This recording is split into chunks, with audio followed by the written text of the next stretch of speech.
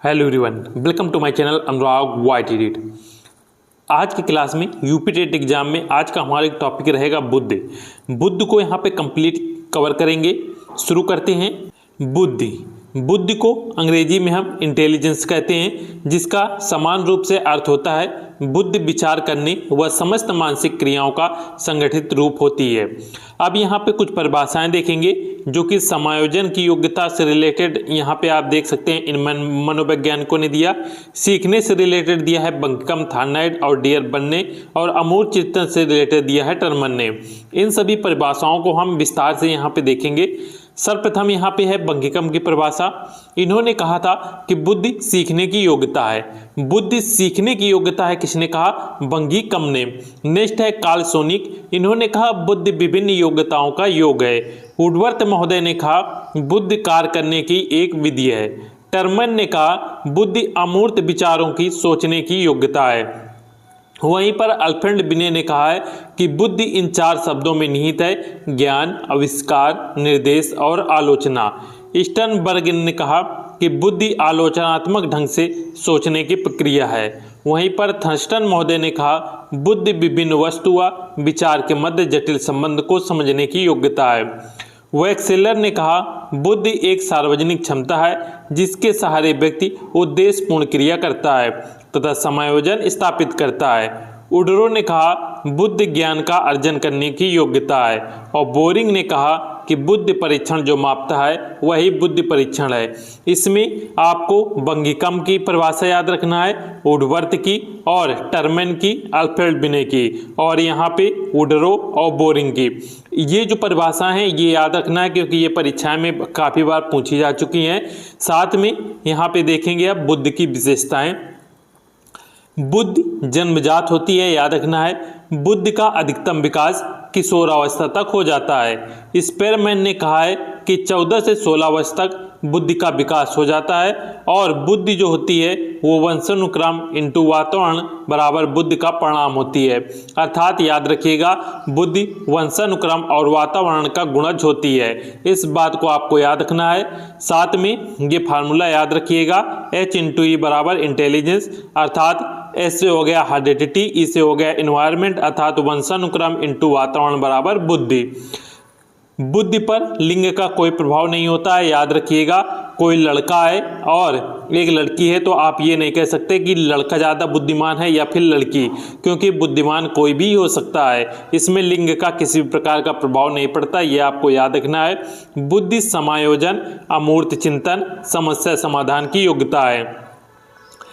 बुद्धि ज्ञान नहीं है, बुद्धि एक प्रतिभा नहीं है, बुद्धि स्मृति नहीं है और बुद्धि कौशल नहीं है, ये आपको याद रखना है। नेक्स्ट यहाँ पे देखेंगे बुद्धि के प्रकार जो कि बहुत इंपॉर्टेंट है। थार्नाइड ने 1920 में 3 प्रकार बताए थे और इनके समर्थक थे गैरेट। आपको याद रखना है थार्नाइड ने बुद्धि के 3 प्रकार बताए जो थे आपके मूर्त बुद्धि, अमूर्त बुद्धि और सामाजिक बुद्धि। मूर्त बुद्धि को हम गामक बुद्धि और यांत्रिक बुद्धि के नाम से भी जानते हैं। इनका संबंध मशीन, हस्तकुशलता और ठोस वस्तुओं से होता है, इसलिए इसे यांत्रिक बुद्धि, व्यवहारिक बुद्धि भी कहा जाता है। इसमें जो होते हैं इसके उदाहरण हो गए जैसे कारीगर, मैकेनिक, इंजीनियर और डॉक्टर, ये बनते हैं जो मूर्त और गामक या यांत्रिक बुद्धि होती हैं। जो अमूर्त बुद्धि का अर्थ होता है जो दिखाई न दे, इनका संबंध पुस्तकीय ज्ञान से होता है। इनको अंकों सूत्रों के द्वारा समस्या सुलझाने की योग्यता होती है। और जो अमूर्त बुद्धि के यहाँ पे लोग होते हैं वो लेखक, शिक्षक, दार्शनिक, गणितज्ञ और पेंटर बनते हैं। नेक्स्ट आता है सामाजिक बुद्धि। इसमें सामाजिक संबंध, व्यवहारिक कुशलता अर्जित करते हैं और ये जो लोग होते हैं ये नेता, सामाजिक कार्यकर्ता बनते हैं। तो आपको ये याद रखना है कि बुद्धि, थार्नाइड ने बुद्धि के कितने प्रकार बताए? 3। कौन से? मूर्त, गामक, यांत्रिक बुद्धि, अमूर्त बुद्धि और सामाजिक बुद्धि। इनके आपके जो उदाहरण है वो याद रखिएगा, डायरेक्ट परीक्षा में पूछे जाते हैं कि जैसे लेखक है तो ये कौन से बुद्धि के अंतर्गत आएगा। नेक्स्ट है बुद्धि के सिद्धांत। बुद्धि के एक कारक के सिद्धांत में यहाँ पे देखेंगे सर्वप्रथम एक कारक या इसे एक तत्व या अखंड बुद्धि के नाम से जानते हैं। एक कारक या एक तत्व अखंड ये सिद्धांत दिया था अल्फ्रेड बिने ने 1903 ईस्वी में। इनके सहयोगी थे टर्मन व स्टर्न। बुद्ध का निरंकुशतावादी सिद्धांत भी इसे कहा जाता है। आपको याद रखना है, ये जो एक कारक सिद्धांत है ये अल्फ्रेड बिने ने कहा, अल्फ्रेड बिने ने दिया और इसे निरंकुशवादिता सिद्धांत भी कहते हैं। नेक्स्ट है द्विकारक सिद्धांत या द्विखंड सिद्धांत। इसके प्रतिपादक स्पेयरमैन थे और इन्होंने 1904 में ये सिद्धांत दिया था। इन्होंने दो द्विखंड बताए, जो इसमें से दो फैक्टर थे, एक जी फैक्टर, दूसरा था यस फैक्टर। जो जी फैक्टर था ये समान कारक होता है, ये 95% भाग होता है, ये जन्मजात होती है, स्थायी तार्किक कार्य मानसिक शक्ति के लिए ये कार्य करता है तथा प्रत्येक व्यक्ति में अलग अलग होती है और सभी क्षेत्रों में ये सफल बनाती है। नेक्स्ट आता है यस फैक्टर, जो कि विशिष्ट कारक है, जो केवल 5% भाग पर होता है, ये अर्जित की जाती है, ये एक क्षेत्र में सफल बनाती है। ये जो एस फैक्टर होता है ये हमें एक क्षेत्र में सफल बनाता है कि आप क्या बनना चाहते हैं, जैसे संगीत, चित्रकारी हो गई या विशेष योग्यता या वातावरण में ये सीखा जाता है। यहाँ पर आपको याद रखना है कि स्पेयरमैन ने सामान्य बुद्धि पर अधिक बल दिया और जी कारक को मानसिक ऊर्जा इन्होंने कहा था तथा 1911 में स्पेयरमैन ने एक तीसरा खंड, सामूहिक खंड इसमें जोड़ दिया था, जिसमें जी कारक से कम तथा यस कारक से अधिक बताया था। नेक्स्ट यहाँ पे है बहुकारक या फिर आत्म सत्तात्मक सिद्धांत। ये सिद्धांत दिया था बहुकारक ने थॉर्नडाइक ने 1920 ईस्वी में, याद रखिएगा। ये जी कारक को नहीं मानता था तथा बुद्ध को विशिष्ट कारक से युक्त मानता था। जैसे अभी आपने देखा स्पेयरमैन ने दो कारक बताए थे, यस कारक और जी कारक, उसी प्रकार से थॉर्नडाइक ने एक बहुकारक सिद्धांत दिया जिसमें इन्होंने जी कारक को यहाँ पे नहीं माना। ये जो बहुकारक सिद्धांत था ये परमाणुवादी या बालू के टीले के सिद्धांत भी इसको कहते हैं। ये बहुत ही इंपॉर्टेंट है कि किस सिद्धांत को परमाणुवादी या फिर बालू के टीले के सिद्धांत कहा जाता है, तो वो है बहुकारक सिद्धांत। और किसने दिया था? थॉर्नडाइक ने। बुद्ध के 4 गुण बताए।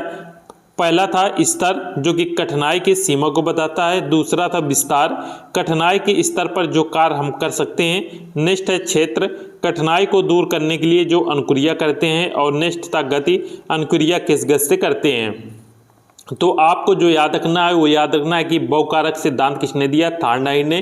कब दिया? 1920 ईस्वी में। इसे अन्य किस नाम से जानते हैं? परमाणुवादी और बालू के टीले के सिद्धांत से। नेक्स्ट था समूह कारक सिद्धांत, जो कि थर्स्टन ने 1938 ईस्वी में दिया था। इनकी एक बुक थी प्राथमिक मानसिक योग्यताएं, ये आपको याद रखना है। समूह कारक सिद्धांत में इन्होंने 13 समूह बताए थे, जिसमें से 7 को इन्होंने प्रधान समूह बताए, जो थे आपके शब्द अर्थ योग्यता, शब्द प्रवाह, स्थानिक, आंकिक क्षमता, तर्क क्षमता, स्मृति और प्रत्यक्ष ज्ञान। साथ में याद रखिएगा यहाँ पे देखेंगे त्रिस्तरीय मॉडल। त्रिस्तरीय मॉडल किसने दिया? तो याद रखिएगा कैरोल ने 1993 ईस्वी में दिया था। इन्होंने 3 स्तर बताए थे। प्रथम स्तर जो कि समान बुद्धि अर्थात जी फैक्टर था। द्वितीय स्तर तरल ठोस समान बुद्धि और तीसरा था संकीर्ण स्तर, जो कि प्रत्यक्ष ज्ञानात्मक कार्य पर कार्य करता था। नेक्स्ट है तरल व ठोस धारा प्रवाही या जीएफ जीसी मॉडल। ये दिया था कैटल व हान ने 1963 ईस्वी में। तरल बुद्धि जी के समान थे प्रत्यक्षीकरण व अनुकूलन पर, अर्थात ये जन्मजाति थे। ठोस बुद्धि के अंतर्गत एस बुद्धि के समान थे तथ्यात्मक ज्ञान पर, अर्थात जो हमें अर्जित किए जाते हैं। नेक्स्ट है पदानुक्रमिक महत्व। इन्होंने बर्ट व वर्मन ने ये सिद्धांत दिया था 1965 में और इन्होंने सबसे ऊपर जी कारक को यहाँ पे रखा था। प्रथम स्तर जी समान में था। द्वितीय स्तर में वीईडी अर्थात शाब्दिक शैक्षिक रखा और यहाँ पे केएम के अंतर्गत व्यवहारिक, दैहिक व यांत्रिक व शारीरिक योग्यता को रखा गया और अंतिम स्तर पर विशिष्ट योग्यताएं जिससे शाब्दिक और संज्ञात्मक को रखा गया। अब यहाँ पे नेक्स्ट सिद्धांत है प्रतिमान या प्रतिदर्श का सिद्धांत, जो कि थॉमसन ने 1916 ईस्वी में दिया था। इसमें जी फैक्टर को नहीं माना तथा विशिष्ट योग्यताओं के उन्होंने समूह को माना था। आपको सिर्फ इसमें याद रखना है कि ये सिद्धांत किसने दिया? मात्रा का सिद्धांत दिया था, याद रखिएगा, थॉर्नडाइक ने। ए बी या काका का सिद्धांत दिया था हैब ने। ए का अर्थ है जन्मजात, पी का अर्थ है वंशानुक्रम इनटू वातावरण और जो सी होता है वो परीक्षण या मापन यहाँ पे करता है। तो इसे ए बी का सिद्धांत या काका का सिद्धांत कहते हैं। ये किसने दिया था? हैब ने दिया था। नेक्स्ट है और बहुत ही इंपॉर्टेंट है त्रियामी या त्रिविमी सिद्धांत। ये दिया था गिलफोर्ड ने और गिलफोर्ड कहाँ के मनोवैज्ञानिक थे? सोवियत संघ के। 1967 में ये सिद्धांत दिया। इन्होंने त्रिआयामी बताए, संक्रिया, विषय वस्तु और परिणाम। यहाँ पे संक्रिया के अंतर्गत इन्होंने मानसिक क्रिया को रखा, जिसमें संज्ञान, स्मृति, धारण, स्मृति, अभिलेखन, अपसारी चिंतन, समस्या समाधान, मूल्यांकन आदि थे। विषय वस्तु अर्थात सब्जेक्ट के अंतर्गत दृष्टि, श्रवण, सांकेतिक, व्यवहारिक, आकारात्मक को रखा। और परिणाम के अंतर्गत इकाई, वर्ग, संबंध, पद्धतियाँ, रूपांतरण, आशय, निहितार्थ को यहाँ पे रखा था। बुद्धि का जो संरचना सिद्धांत था, इसमें याद रखिएगा 180 कारक थे। नेक्स्ट है बहुबुद्धि या विविध बुद्धि सिद्धांत। बहुबुद्धि का सिद्धांत हार्वर्ड गार्डनर ने दिया था। 1983 ईस्वी में इनकी एक बुक आई थी, frames of mind, the theory of multiple intelligence. याद रखिएगा प्रारंभ में ये इन्होंने 7 बताए, फिर 1998 में 8 बताए और 2000 में 9 यहाँ पे बताए थे। और वर्तमान में बहुबुद्धि के कितने यहाँ पे कारक हैं? 9 हैं, जिसमें से यहाँ पे हम देखेंगे तार्किक या गणितीय वैज्ञानिक। इसमें वैज्ञानिक, अभियंता, गणितज्ञ, दार्शनिक, अर्थशास्त्री व्यक्ति बनता है। जो भाषात्मक होते हैं वो अनुवाद करने को समझते, लिखने व बोलने की योग्यता होती है, अर्थात ऐसे लोग कवि, पत्रकार, वकील, लेखक, गीत लिखने वाले बनते हैं। संगीतात्मक जो संगीत यहाँ पे होते हैं वो लय तान से संबंधित होते हैं और ये ऐसे लोग रचयिता, संगीतवादक, तबलावादक, गायक बनते हैं। स्थानिक के अंतर्गत ये दृश्य या बिंब बनाने से रिलेटेड होता है, अर्थात ये पायलट, मूर्तिकार, वास्तुकार, चित्रकार, शिल्पकार, अंतरिक्ष यात्री या कलाकार कोई भी बन सकता है। नेक्स्ट है शारीरिक गति, जिनकी अच्छी होगी, अर्थात अंगों के लचीलेपन से संबंधित होता है। ऐसे लोग नर्तक, धावक, सर्जन, अभिनेता और पुलिस बनते हैं। नेक्स्ट है यहाँ पे देखेंगे व्यक्तिगत अन्य, अर्थात इंटरपर्सनल, दूसरे के भावों को समझना, अर्थात ऐसे लोग विक्रेता, चिकित्सक, मनोवैज्ञानिक, राजनेता, शिक्षक बनते हैं। नेक्स्ट है व्यक्तिगत आत्मन, अर्थात इंट्रापर्सनल, ऐसे अपने भावों को जान लेना, ऐसे लोग संत, महात्मा, योगी बनते हैं। प्राकृतिक बुद्धि के अंतर्गत देखेंगे पर्यावरण की प्राकृतिक विशेषता के प्रति संवेदनशील, ऐसे लोग शिकारी, किसान, पर्यटक, मौसम वैज्ञानिक बनते हैं। अस्तित्ववादी जो लोग होंगे उनके अंदर छिपे हुए रहस्यों, वास्तविकता के बारे में जानना होंगे, अर्थात वो चिंतक और दार्शनिक बनते हैं। तो ये थे बहुबुद्धि के 9 सिद्धांत जो कि हार्वर्ड गार्डनर ने दिए थे। नेक्स्ट है प्रक्रिया प्रधान सिद्धांत, जिसमें से बुद्धि का पास मॉडल जेपी दास ने दिया था। इंपॉर्टेंट है, कई बार पूछा गया है। इसमें 4 तत्व बताए गए, योजना, अवधान, सहकालिक और अनुक्रमिक। नेक्स्ट है त्रितंत्र या फिर त्रिचापी या सूचना संसाधन, ये दिया था स्टनबर्न ने 1985 में। बुक थी बिहाइंड आईक्यू। इसमें 3 घटक बताए, घटक विश्लेषण, अनुभव, सृजनात्मकता और संदर्भ व्यवहारिक बुद्धि। नेक्स्ट है बुद्धि का मापन। अब यहाँ पे ये सिद्धांत हमारे समाप्त होते हैं। अब बुद्धि का मापन जो आपका टॉपिक इसी में रहता है बुद्धि में, उसको देखेंगे। बुद्धि के मापन से कई बार प्रश्न बनते हैं, तो इसको अच्छे से देखिएगा। सर्वप्रथम आपको याद रखना है कि बुद्धि परीक्षण के जन्मदाता कौन थे? अल्फ्रेड बिने थे। मानसिक आयु अर्थात एमए का विचार अल्फ्रेड बिने ने दिया था। बुद्धिलब्ध का सर्वप्रथम विचार विलियम स्टर्न ने दिया था और बुद्धिलब्ध का जो सूत्र है वो टर्मन ने दिया था। चारों ये पॉइंट बहुत ही इंपॉर्टेंट है कि बुद्धि परीक्षण के जन्मदाता अल्फ्रेड बिने, मानसिक आयु का विचार किसने दिया? अल्फ्रेड बिने ने। बुद्धिलब्ध का सर्वप्रथम विचार विलियम स्टर्न ने। बुद्धिलब्ध का वर्तमान सूत्र टर्मन ने दिया था। बुद्धिलब्ध का यहाँ पे सूत्र देखेंगे, बुद्धिलब्ध IQ बराबर मानसिक आयु बटे वास्तविक आयु इंटू 100। ये 60 में हम कहें तो MA बटे CA इंटू 100 ये रहता है। तो ये बुद्धिलब्ध का सूत्र आपको याद रखना है, डायरेक्ट परीक्षा में पूछा जाता है। नेक्स्ट यहीं पे एक और सूत्र है शैक्षिक लब्धि का, जिसमें शैक्षिक आयु बटे वास्तविक आयु इंटू 100 होता है। नेक्स्ट है उपलब्धि बुद्धि का, जिसमें शैक्षिक आयु बटे मानसिक आयु इंटू 100। ये यहाँ पे ये सूत्र हो गए, जिसमें से सबसे ज़्यादा ये पूछा जाता है बुद्धिलब्ध का सूत्र, और ये चारों पॉइंट आपको यहाँ पे याद रखना है। नेक्स्ट यहाँ पे देखेंगे क्रियात्मक बुद्धि परीक्षण के जन्मदाता सेगू इन थे और मानसिक परीक्षण शब्द का प्रयोग सर्वप्रथम कैटल ने किया था।